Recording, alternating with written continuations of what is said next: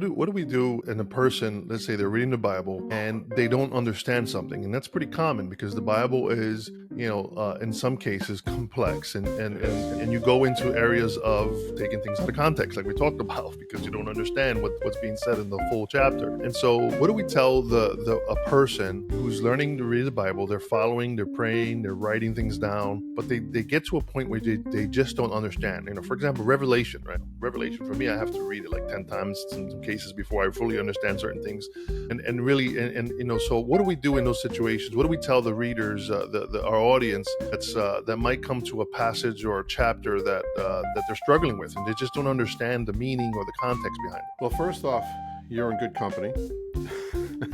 There are people, I mentioned John MacArthur. This man has been in ministry for half a century. And I'm going to guarantee you, as sure as I'm sitting here, that there are occasions where Dr.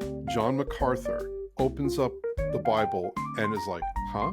Now, the difference between he and I is that he's got his experiences and his, years of resources to go back and say, okay, let me unpack this, right?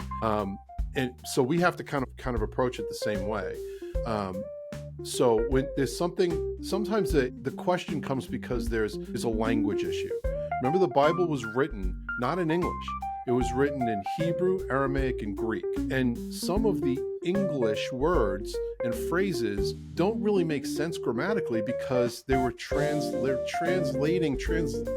taking this information from a language that's not English. So, for example, the word love, we only have love. And to get the understanding of the word, we have to know the context of the sentence. Like, I love pizza. I also love my wife. They're two very different things. But the Greeks have 5 different words for the word love, and they're much more descriptive.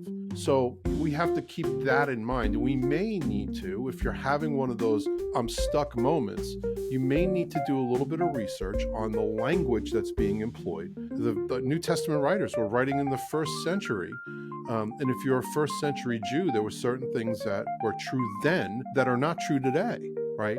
So remember the time frame of the author. So those are some of the things that you might run into, and then using a tool like the study Bibles, specifically the one I showed you, the John MacArthur Study Bible.